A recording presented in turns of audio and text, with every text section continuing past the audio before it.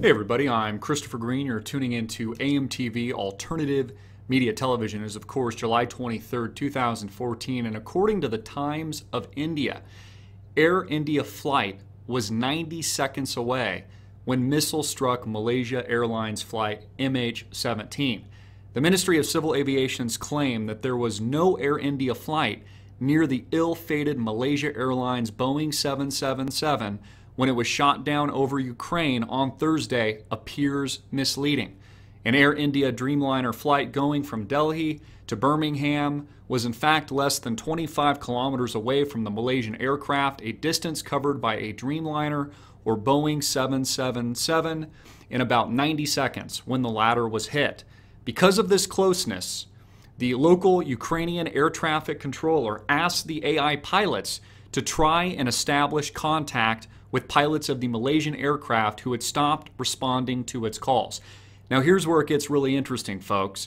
Minutes before the crash caused by a missile strike, the AI pilots, the Air India pilots, had also heard the controller give the Malaysian aircraft MH17 what is called a direct routing. This permits an aircraft to fly straight instead of tracking the regular route, which is generally a zigzag track that goes from one ground-based navigation aid or waypoint to another. Direct routing saves fuel and time, etc., etc. This is where it gets very interesting, folks. MH17 was routed in a different direction, off course, off its normal course, just moments before it was struck, allegedly by a missile that was shot from the ground. Whether or not this was Russian, pro-Russian separatists, as the mainstream media wants you to believe, or it was the Ukraine government and their forces, doesn't even matter. What this tells us, folks, is that air traffic controllers directed flight MH17 in the direction of the missile. And we have to question, was this intentional? Is this, as I asked many of these questions in our critical question video, which is up to 100,000 views and counting. Was this a false flag event? Is it being used to demonize Vladimir Putin and engage the United States in a new war, the new Cold War with Russia?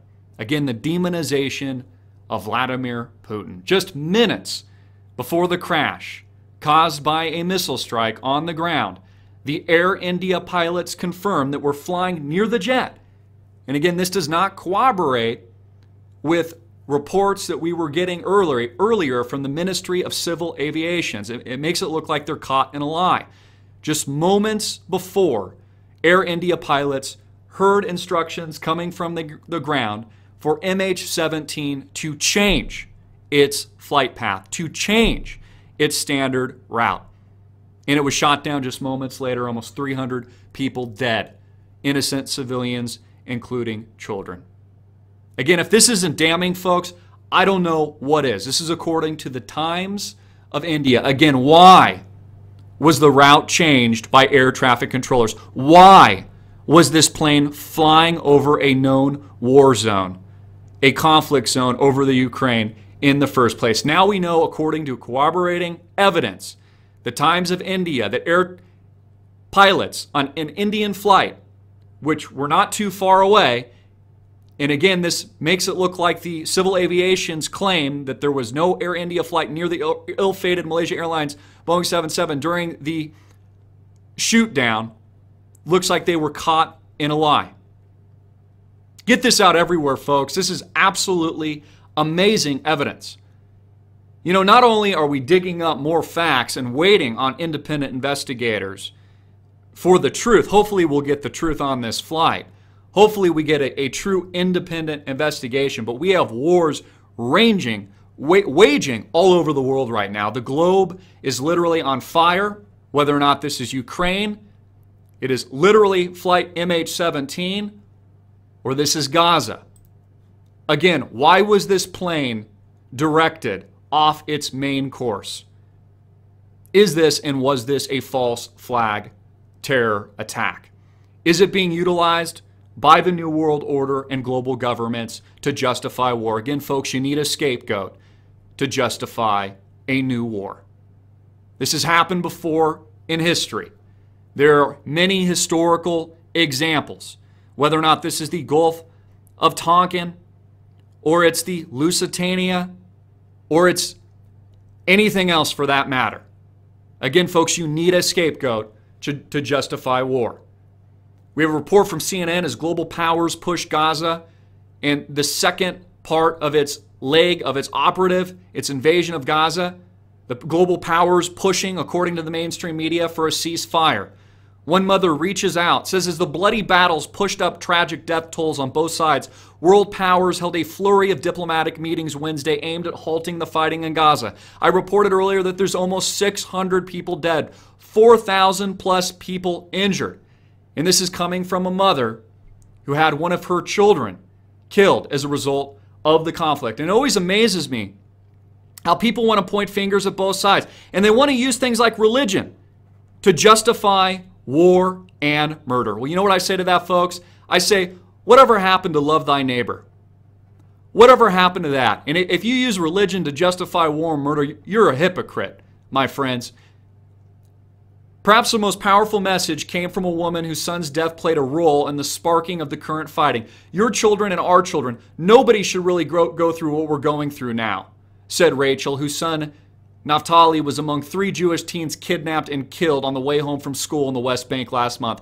Israel blamed Hamas. Later, a Palestinian teen was killed in what Israel calls a revenge attack. Israel has indicted an adult and 2 minors for the killing. Again, pointing fingers at both sides is the equivalent, in my opinion, getting caught up in the left-right paradigm, folks. Again, using things like religion to justify war and murder. Whatever happened? Whatever happened to love thy neighbor? You know, here's a question I had earlier, and I put it out via my Twitter stream on a tweet. Make sure to subscribe. I've got quite a growing following, and I put a lot of commentary there that you just don't get in my videos. Things are popping up in my head. And I asked this question, I mean, what's the difference between Vladimir Putin and Benjamin Netanyahu? You know, I always hear things like, you know, Vladimir Putin's former KGB. Yeah, that's right. He's former counterintelligence. He was an elite with the KGB. Once a KGB, always a KGB. And I hear this all the time to demonize Vladimir Putin. Well, how come we never hear commentators point out the fact that Benjamin Netanyahu, Prime Minister of Israel, was IDF, was Israeli Defense Forces, a part of their elite unit? You know, the reality here, folks, not only was Putin KGB, Benjamin Netanyahu in his earlier years, IDF. Both of these men are counterintelligence. Both of these men are a part of their own propaganda machines. But you only hear the West paint a picture of the devil in regards to Vladimir Putin. And they paint the picture of Benjamin Netanyahu in the light. Again, what's the difference between these two characters? Both a part of elite units. Putin a part of the KGB in his earlier years. Benjamin Netanyahu part of the IDF in his earlier years. Both counterintelligence. Putin engage in a heavy battle in Ukraine. Netanyahu engage in a heavy battle at his border in Gaza. What's the friggin' difference? The only difference, folks, is the propaganda spewed by the mainstream bullshit media. That's the only difference, and this is just one comparison.